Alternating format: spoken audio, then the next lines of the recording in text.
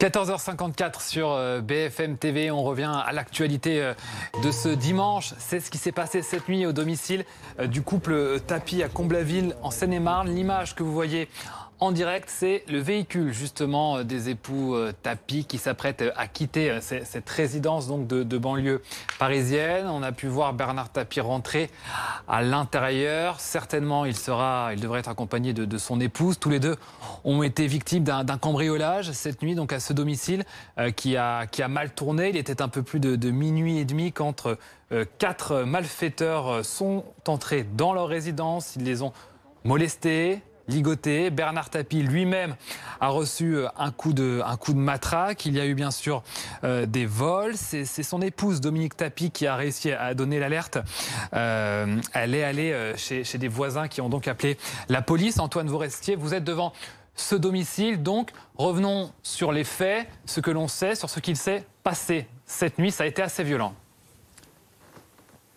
Oui, les faits se sont déroulés hier soir aux alentours de minuit et demi, alors que Bernard Tapie et sa compagne dormaient ici dans leur domicile. 4 personnes se sont introduites par l'arrière de la maison en passant par une fenêtre. Les cambrioleurs qui ont molesté Bernard Tapie et sa femme. Bernard Tapie a notamment reçu un coup de matraque sur la tête. Ils ont également été ligotés avec des câbles électriques. Selon les premiers éléments de l'enquête, ce sont des bijoux et des montres qui ont été volés. Dominique Tapie a pu alerter les secours en allant se réfugié chez une voisine. L'alarme du domicile a également sonné, ce qui a permis d'alerter la police. Bernard Tapie qui n'a pas souhaité être transporté à l'hôpital. C'est la police judiciaire de Versailles qui a été saisie. Le parquet de Melun a ouvert une enquête. Ce matin, une policière nous a indiqué que ni Bernard Tapie ni son entourage ne souhaitaient s'exprimer face aux journalistes présents ici ce matin.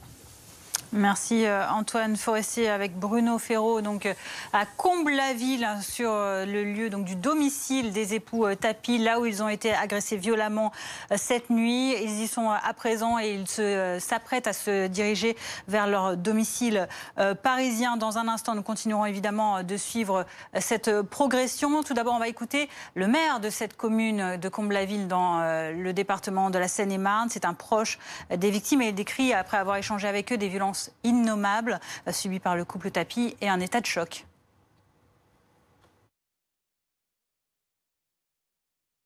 Ils ont été réveillés en pleine nuit à 2 h du matin par 4 individus qui s'en sont pris à eux avec une extrême violence, qui les ont frappés, qui les ont ligotés, qui elle a été tirée par les cheveux parce que bien évidemment il y avait un trésor quelque part, il fallait le trouver.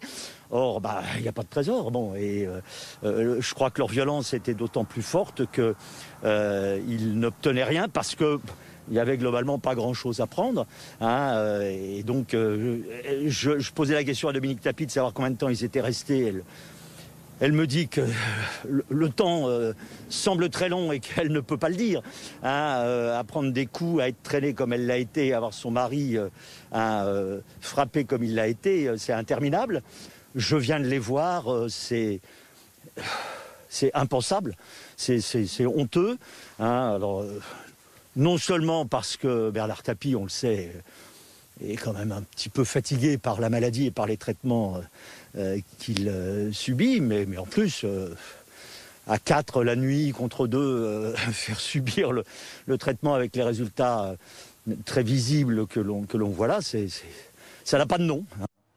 Ça n'a pas de nom, ce qui s'est passé donc dans leur résidence secondaire aux époux Tapie cette nuit, minuit et demi.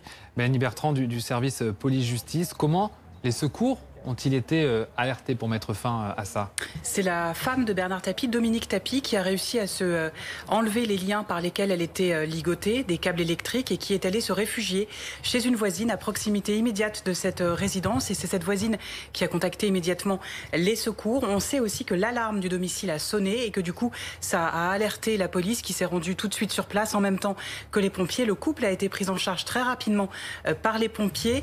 Elle a été transportée à l'hôpital dans un état état de choc. Elle porte aussi des ecchymoses au visage. Mais lui, Bernard Tapie, n'a pas souhaité être emmené à l'hôpital. Il estimait que son état de santé ne le nécessitait pas. Et donc, c'est désormais les policiers qui sont sur place, la police technique et scientifique, pour faire les constatations depuis tôt ce matin, pour procéder à tous les relevés nécessaires qui permettraient de retrouver la trace des malfaiteurs. Il y a aussi du relevé ADN, s'il y en a, en tout cas la recherche d'ADN, s'il y en a.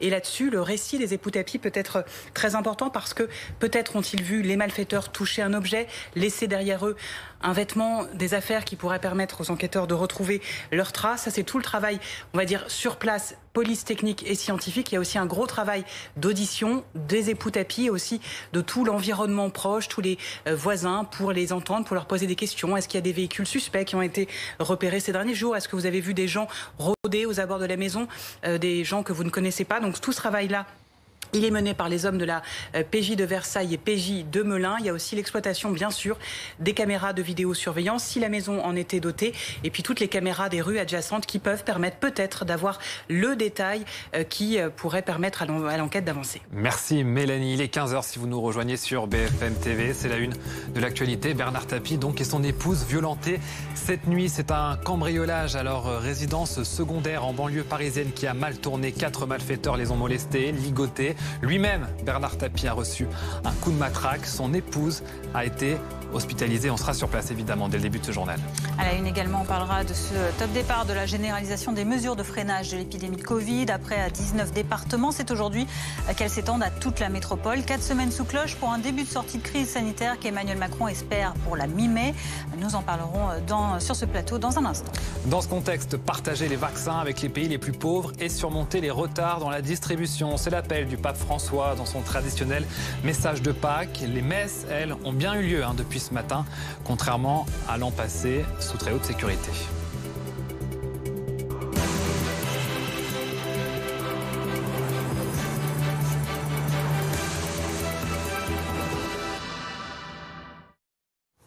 Bernard Tapie et son épouse s'apprêtent à quitter leur résidence secondaire de Comblaville en Seine-et-Marne après le choc de ce qui s'est passé cette nuit. Ils ont été cambriolés alors qu'ils étaient sur place par 4 malfaiteurs qui les ont molestés, ligotés. Lui-même a reçu un coup de matraque. Image en direct donc de là où il se trouve actuellement. On vient de voir les motards présents partir, effectuer une reconnaissance. Bernard Tapie et son épouse se trouvent toujours sur place. Antoine Forestier, que sait-on à 15h ?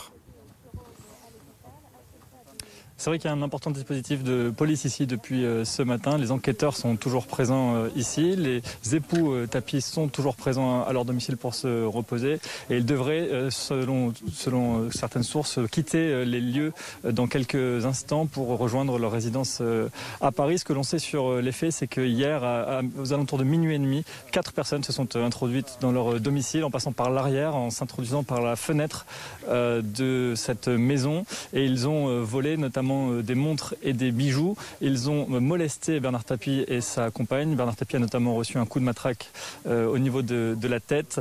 La femme de Bernard Tapie a ensuite pu se réfugier chez une voisine et donner l'alerte à la police. On sait également que la sirène de l'alarme a résonné, ce qui a permis aux policiers de venir sur place et de mener donc cette enquête. Le maire de la ville est venu ici ce matin pour rencontrer Bernard Tapie et sa compagne et leur témoigner son soutien.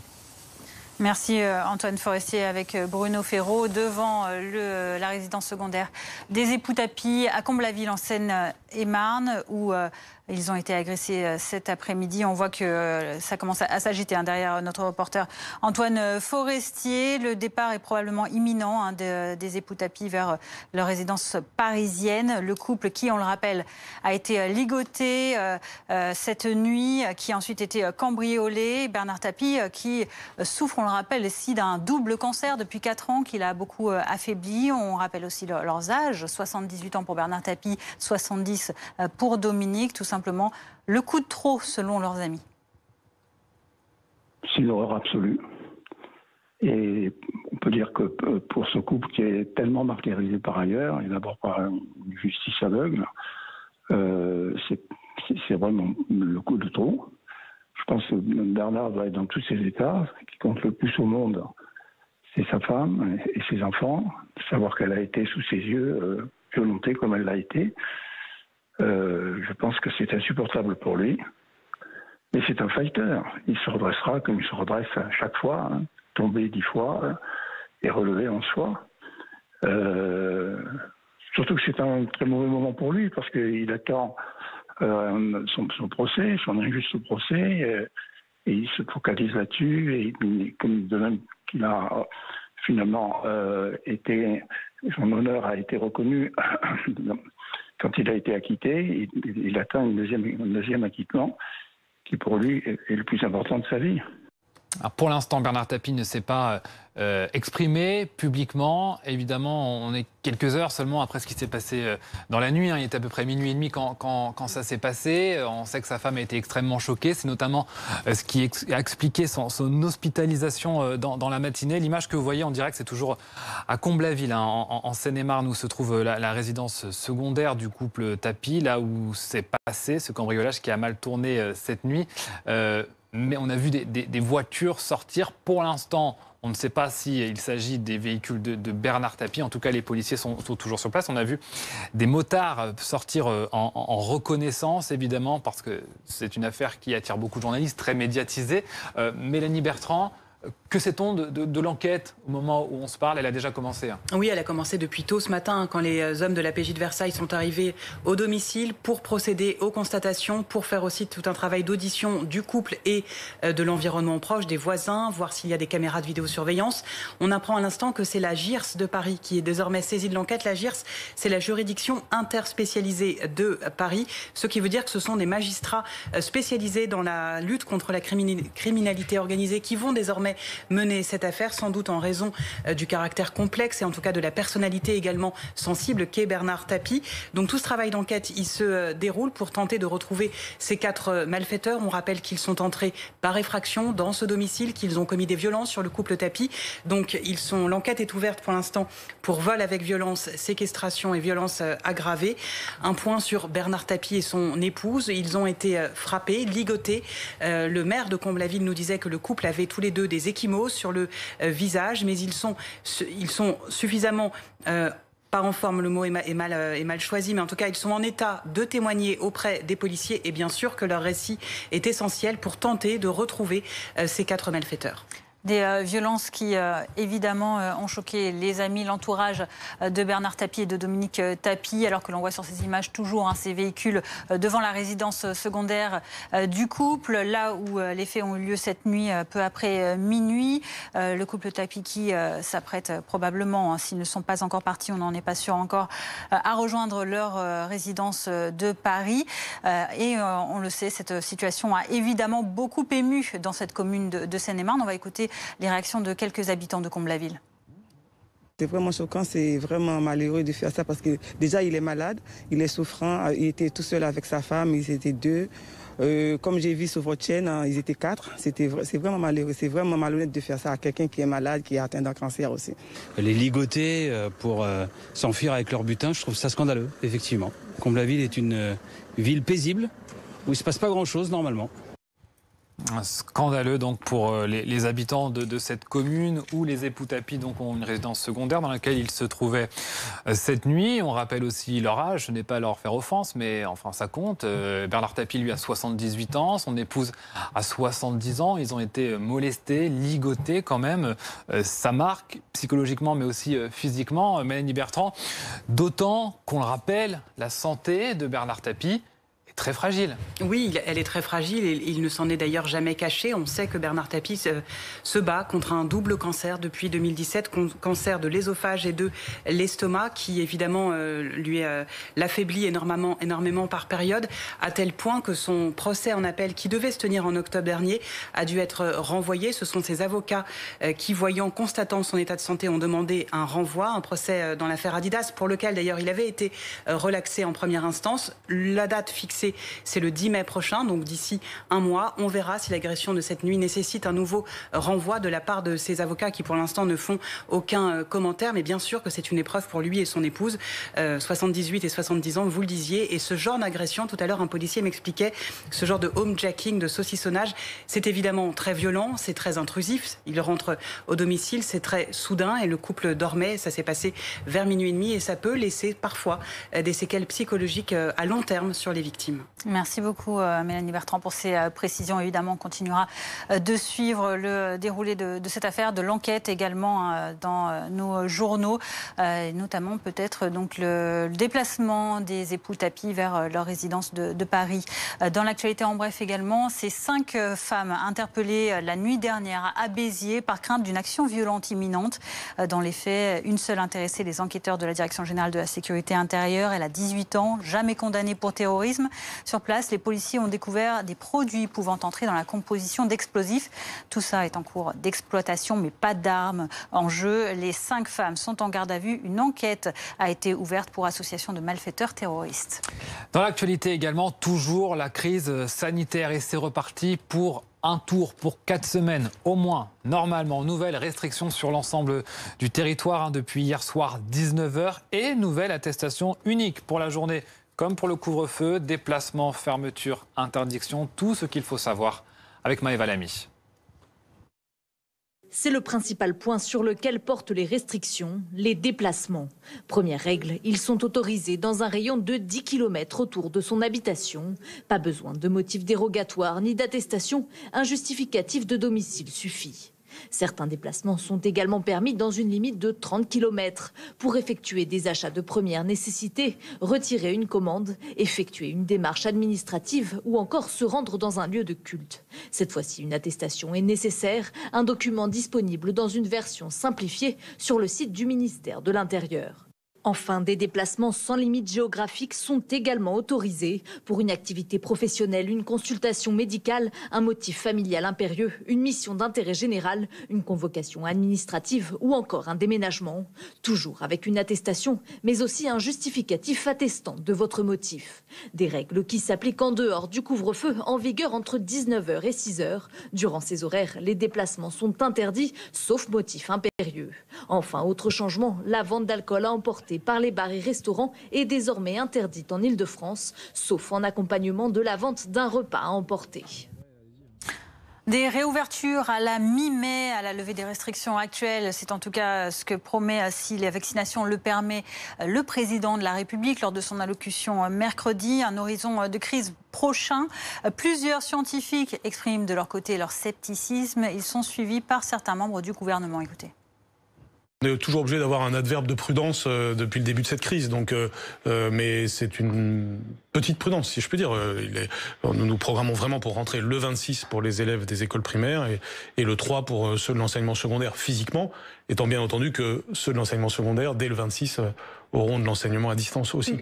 En plateau avec nous, Anne-Sora Dubois du service politique de BFM TV. Il n'y a pas que Jean-Michel Blanquer qui soit assez prudent, va-t-on dire. D'autres membres du gouvernement ont aussi exprimé leurs réserves aujourd'hui. Oui, depuis ce matin, effectivement, et tout portait précisément sur ce fameux adverbe que vous avez utilisé, le fameux normalement, qui est un peu un équivalent du à ce stade, la version sémantique politique.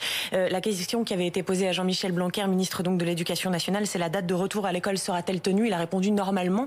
On lui a reposé la question normalement, et c'est là qu'il a rajouté effectivement normalement. Il faut toujours rajouter cet adverbe de prudence. Au même moment d'ailleurs, Bruno Le Maire, ministre de l'économie au grand jury, lui aussi interrogé sur cet horizon de 4 semaines. Est-ce que ça ne va durer que 4 semaines? Réponse de Bruno Le Maire: je ne prendrai pas d'engagement sur le calendrier, mais oui, on sait que c'est une question de semaine. Vous voyez bien cette difficulté, en tout cas, de valider et de dire spécifiquement, de verbaliser cet horizon des 4 semaines. Alors on comprend pourquoi il y a une prudence légitime et naturelle de la part du gouvernement. Souvenez-vous du premier confinement, il a été prolongé 2 fois en réalité.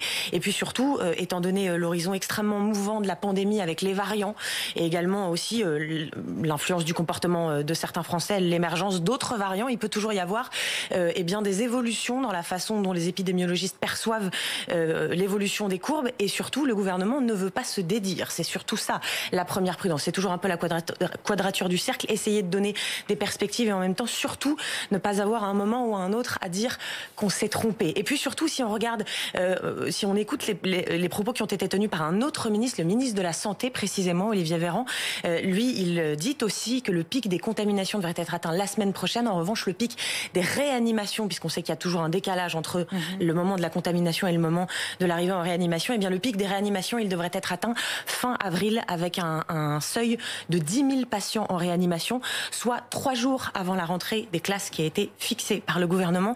On sait que traditionnellement, évidemment, on ne rouvre pas la totalité du pays au moment précis où on atteint le pic en réanimation. Il faut toujours attendre de voir si la décrue se confirme bien. On comprend mieux la prudence dans la voix de ces ministres.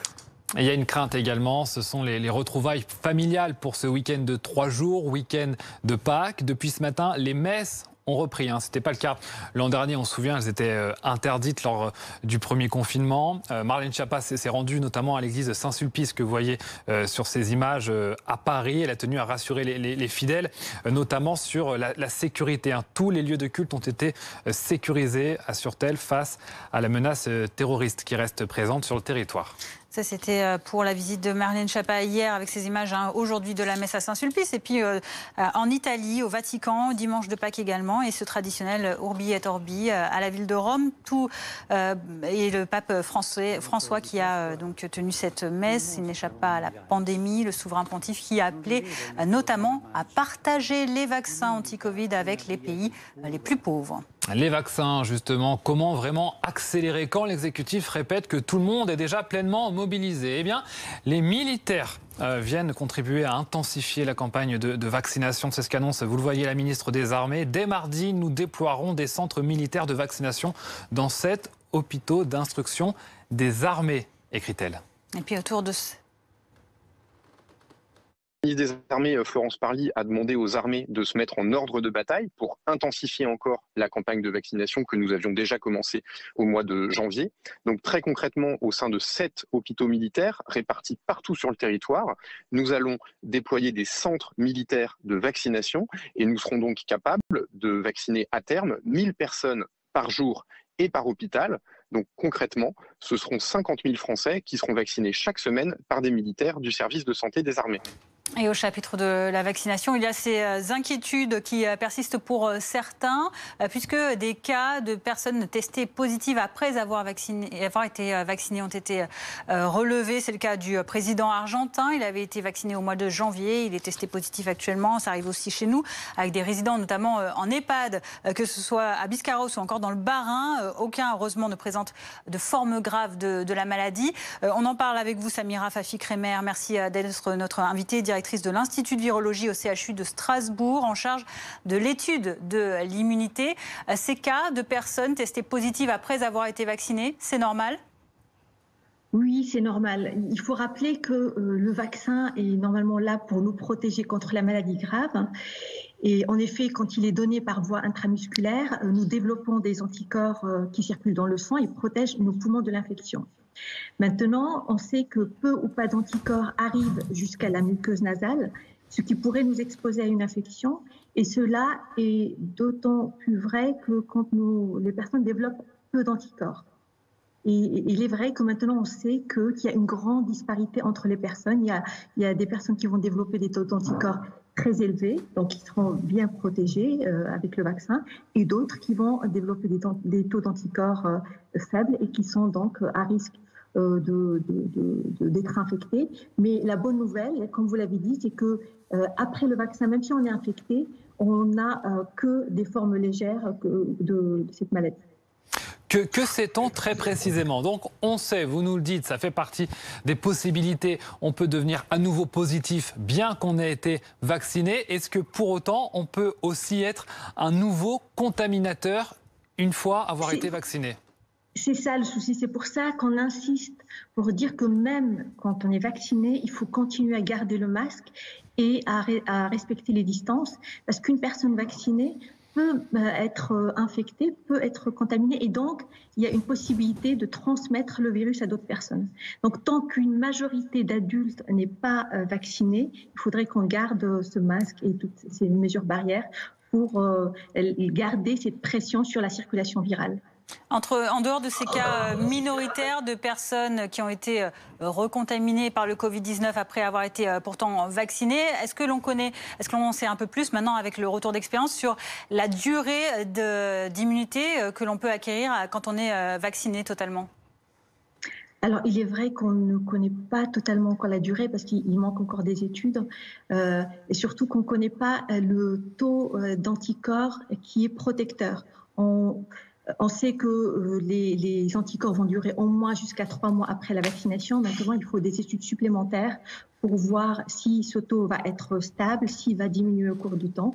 Donc là, il faut laisser le temps aux études de se faire. Une dernière question, professeur. La France rattrape un peu son retard par rapport aux autres pays européens uniquement. Évidemment, on est encore largement distancé par d'autres pays dans le monde, États-Unis, Royaume-Uni, Israël, bien sûr, qu'on ne cite même plus. Est-ce qu'il n'y a pas un risque, avec tout le temps que prend cette campagne de vaccination, qu'il y ait de nouveaux variants qui interviennent et contre lesquels les vaccins ne seraient pas du tout efficaces ? Alors, je dirais que le risque existe, mais il est très faible. Ce qu'il y a, c'est qu'il faut garder en tête que si on arrive à limiter la circulation du virus, et évidemment avec la vaccination, c'est le seul moyen de limiter l'apparition des variants. Donc, il faut, je pense, rester optimiste. Là, avec les nouvelles mesures qui ont été mises en place et l'accélération de la vaccination, ça va forcément baisser la pression.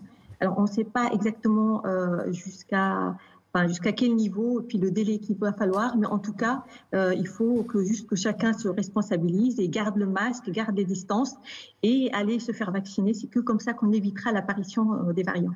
Merci, le message est de nouveau passé. Merci professeur Samira Fafi-Kremer, directrice de l'Institut de virologie au CHU de Strasbourg. Tout de suite, votre chronique santé, prenez soin de vous.